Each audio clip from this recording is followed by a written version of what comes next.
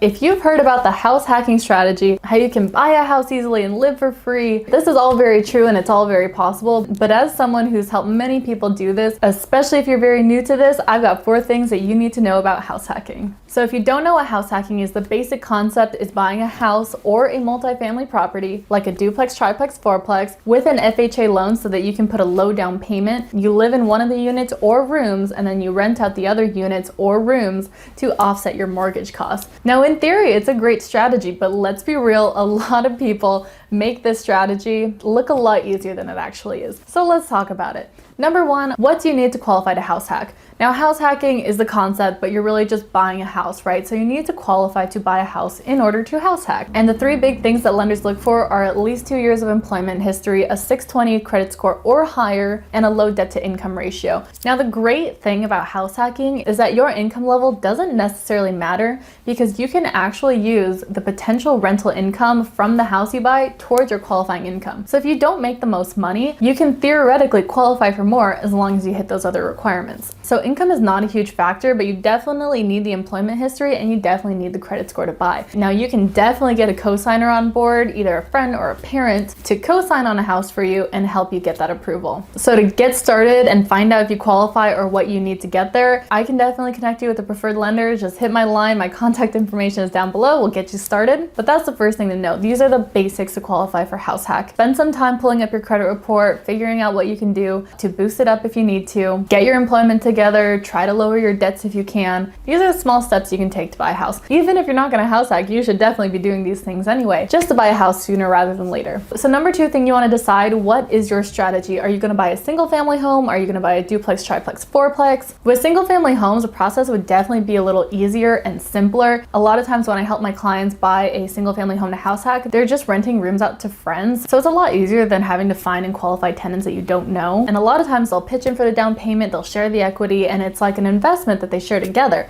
So that's a really great strategy. But if you prefer to live by yourself in a separate unit, then you'll definitely want to go the multifamily route. I'm personally doing this strategy this year in 2022. I'll have a lot more content coming out from it, and I've decided that I'm going to buy a triplex because the units are more likely to cash flow over the mortgage payment. So not only will the rental income cover the mortgage payment, but I'm more likely to have a profit out on top. Duplexes are generally going to be cheaper and simpler, but it's less likely that the rent will cover the entire mortgage amount. And if that's fine with you and you're already used to paying monthly for housing, then that shouldn't be an issue. Now, with the FHA loan, you can buy up to a fourplex, and I'm personally not opposed to the idea, but in my opinion, fourplex just gets a little more complicated than triplex. They're also less common and more expensive. So for me, the sweet spot is triplex, but again, it depends on your lifestyle and what kind of work you're willing to put in. So again, I love helping people do this in Seattle area. My booking link is below to schedule a buyer consultation and figure out the best strategy for you. The other thing you want to decide with your strategy is, are you going to go long-term rental or short-term rental? So short-term rental like Airbnb, Vrbo,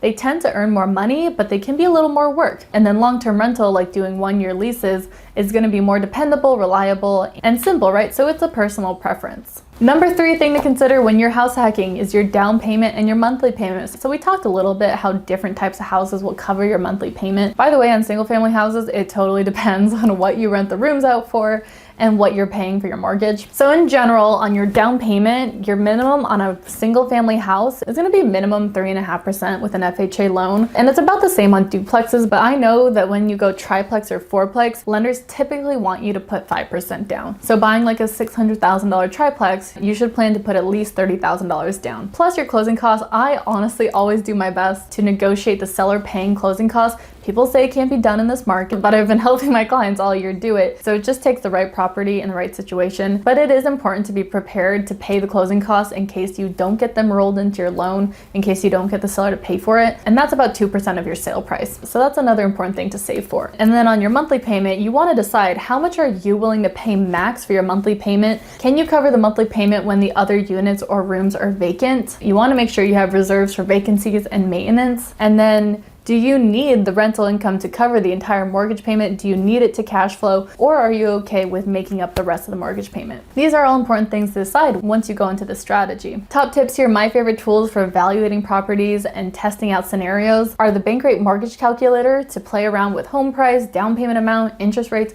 find out what your monthly payment would be, and rentometer.com or rentometer. I don't know. I honestly say rentometer, and then this morning I was like, is it rentometer? Anyways, this is a great tool that determines the market rent on any property that you put in. You throw the address, the bedrooms, the bathrooms, and then it gives you a good idea of what that unit or room would rent for. So total game changer for me, rentometer, whatever it is. I live by that website. It's a great tool for brainstorming this strategy. Lastly, the fourth thing that you should know when it comes to house hacking is you are becoming a landlord. You are running a business, you are managing property, so you want to decide for yourself, are you going to manage this rental or Airbnb yourself, or are you going to get a property manager or an Airbnb manager? They're totally different.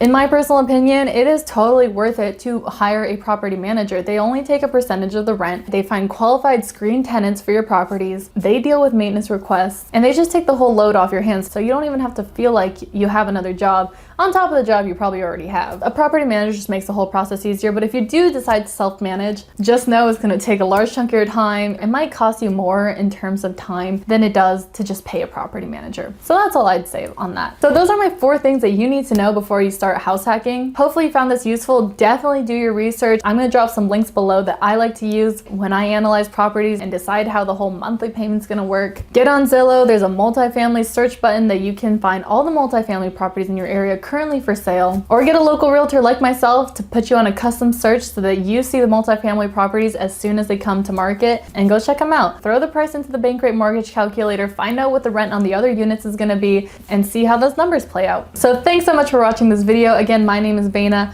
I'm a local real estate professional here in the greater Seattle area. I help people buy, sell, and invest in Seattle, and I'm committed to making home ownership easy and achievable for our generation. So my contact information is below. I've got a booking link for a buyer consultation to discuss your current situation, your needs, and how you can win in this market. So I look forward to speaking with you. Please give this video a like and subscribe if it helps you kind of clear up what house hacking is and how to get started. So thanks again, and I'll see you in the next video.